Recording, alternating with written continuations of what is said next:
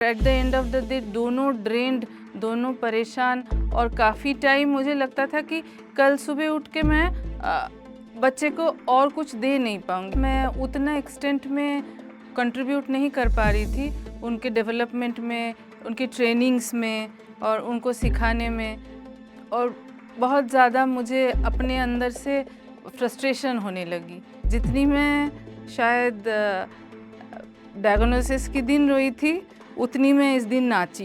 मैं ये नहीं बोलूँगी, I was jumping in my house.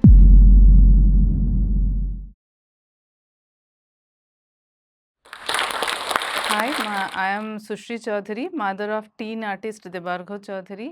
Debargho is the reason why I have been invited in Josh Talks today. And when Debargho was 1.5 years old, he was diagnosed with pervasive developmental disorder, and our journey as a special parent started at that point of time.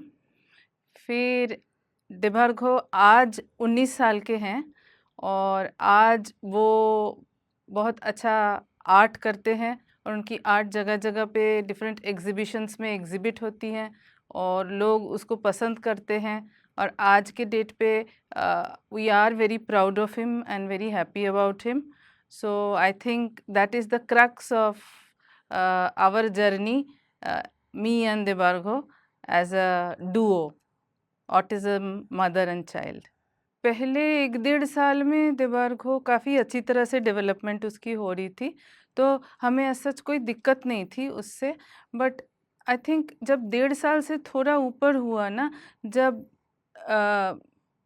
Interaction with human beings, फिर communication, communicative play, ये सब चालू होने वाली start होने वाली थी, तब वो डेवलप सही से हो नहीं रही थी। हमें कैसे पता चल रहा था कि जब हम उनके साथ खेलने की कोशिश कर रहे हैं, तो खेलने का, बॉल खेलने का एक तरीका होता है। आप बच्चे को फेंक के देते हो, बच्चा उसको आपको वापस देता है, या इस टाइप का कुछ। ऐसे छोटे-छोटे चीज़ों में भी उसको समझ नहीं आ रहा था कि उसको करना क्या है इस सिचुएशन में। पिक्चर बुक वो अकेले बैठ के थोड़ा बहुत देखता था, पर जभी भी मैं बैठ के उसको कुछ सिखाने के लिए कि देखो ये है, देखो वो है, दिखाने की कोशिश करती थी, तो इतना ज़्यादा हाइपर एक्टिव वो, मतलब एक जगह पे बुक ये है, बच्चा ये है, वो मतलब कनेक्ट ही नहीं हो पाता था, कंटिन्यूअसली मूव करता रहता था। और ये 2 चीज़ें थी। फिर किसी डॉक्टर ने मुझे बताया कि I was a first time mother, he is my only child. तो डॉक्टर ने मुझे बताया कि इस एज तक तो उसके अपने जो फिज़िकल लिम्ब्स वगैरह है, जैसे कि फिंगर कहाँ हैं आपके, आपका हेड कहाँ है, ये सब उसको बताना आ जाना चाहिए। तो फिर मैं तो उस दिन से, और आई थिंक तब वो 1.5 साल के थे, और शायद उन्होंने पहली बार मुझे फिंगर्स करके दिखाया होगा तब वो 3 साल के थे। मैंने उनको हर दिन पूछा है 2 बारी कि बाबू आपके फिंगर्स कहाँ हैं? तो एंड मुझे समझ में आ रहा था कि कुछ तो something is of about him. But क्योंकि हम दिल्ली में थे, न्यूक्लियर फैमिली थी, मैं, मेरे हस्बैंड और देबारगो, एक 24 आवर मासी थी, हमसे भी बड़ी, हम भी उनको मासी बोलते थे। तो वो देबारगो की देखभाल करती थी, वो बहुत ध्यान रखती थी उसकी।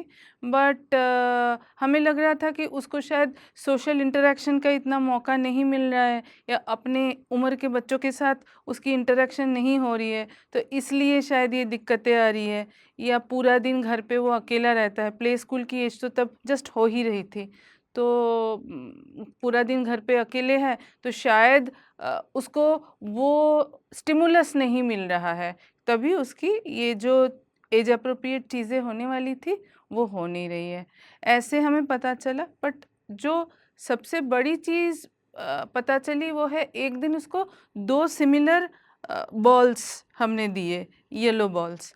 तो जब जैसे ही वो 2 बॉल थ्रो किया ना, वो 2 बॉल ऐसे-ऐसे आपस में टकरा के गए, फिर वो भूल गया हम लोगों को।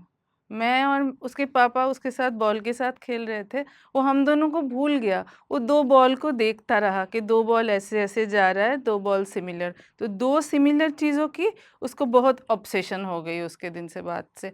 तो I would say that would be the first autistic trait that I saw in देबारको।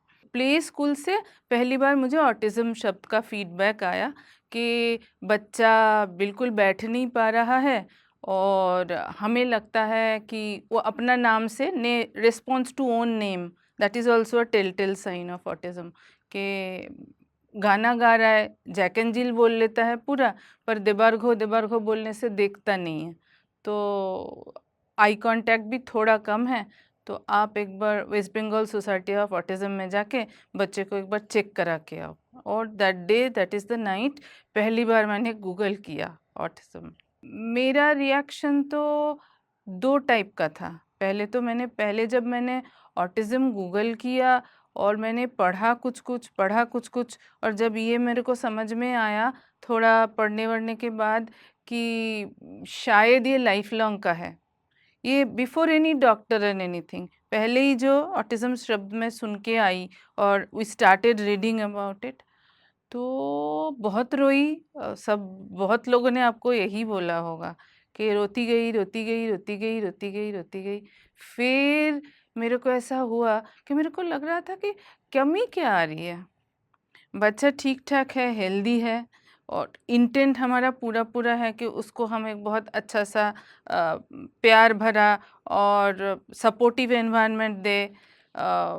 दादा-दादी हैं, तब हम कलकत्ता में भी चले गए थे। दादा-दादी, मामा हैं, मामा की एक दीदी है उनकी 3 साल बड़ी हैं देवरखो से, कज़िन सिस्टर, मेरी भाई की बेटी। प्ले का पार्टनर भी मिल गया, तो ये भरा पूरा परिवार में ये बच्चा हैप्पी तो है पर डेवलपमेंट में तो कुछ फ़र्क नहीं पड़ रहा है।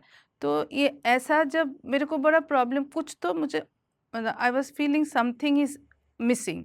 तो जब मुझे ये पता चला कि ओके ऐसा कुछ होता है और इससे बहुत इम्प्रूवमेंट हो जाती है। तो फिर मुझे थोड़ा होप भी लगा कि ठीक है भाई अब पता चल गया ना, अभी तो हम इस पे काम करेंगे और हो सकता है कि वो सब आइंस्टाइन की बात पहले बोल देते हैं कि आइंस्टाइन भी ऑटिस्टिक थे। तो सारे मम्मियाँ और पापा लोग जो है कमर कस लेते हैं कि हो सकता है हमारा वाला भी आइंस्टाइन निकले। तो फिर सब बहुत ज़्यादा होपफुल दोनों ही थी। पहले तो बहुत रोई बट व्हाई मी, समहाउ मेरे नेचर में वो नहीं है, तो मैंने ये बैठ के कभी नहीं सोचा मैं क्यों। मैंने हमेशा यही सोचा कि हम क्या कर सकते हैं। वो अगर रास्ता नहीं दिखता कभी तो वो मुझे ज़्यादा फ्रस्ट्रेशन लगता है कि इसके बाद क्या कर सकते हैं।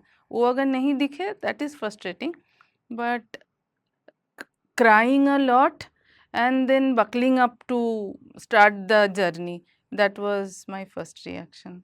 दिमाग जब 9 साल के हो गए तब मुझे बहुत ज़्यादा उनके साथ मैं उतना एक्सटेंट में कंट्रीब्यूट नहीं कर पा रही थी उनके डेवलपमेंट में, उनकी ट्रेनिंग्स में और उनको सिखाने में।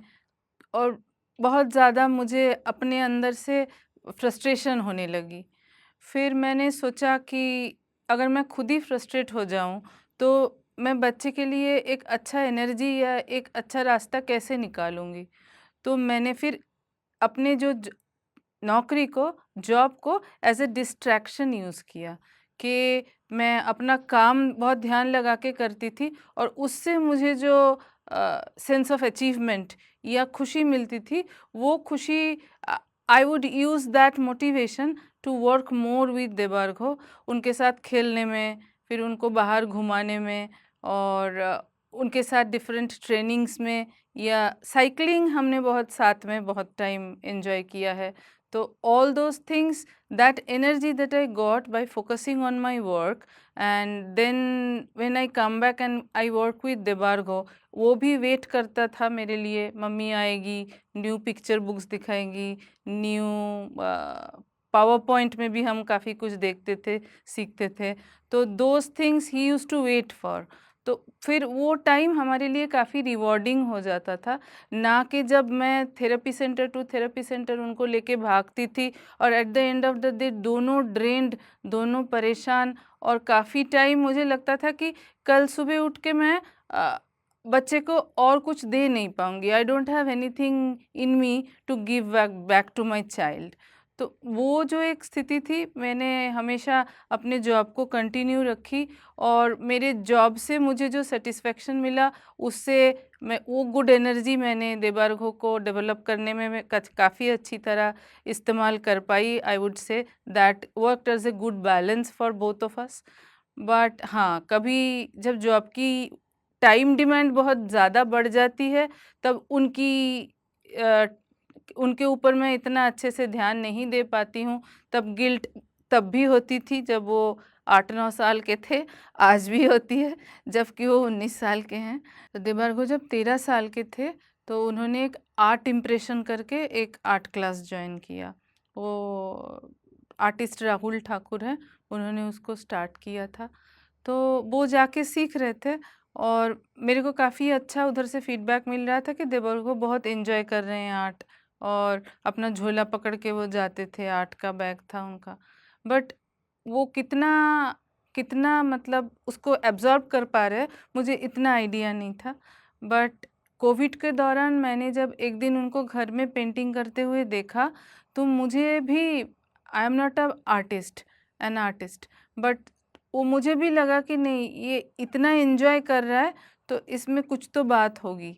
तो फिर मैंने उन्होंने जो बनाया था उसको कुछ यूरोप के गैलरीज़ में और कहीं-कहीं मैंने उसको भेजा कि can you give me feedback of these art pieces. तो मुझे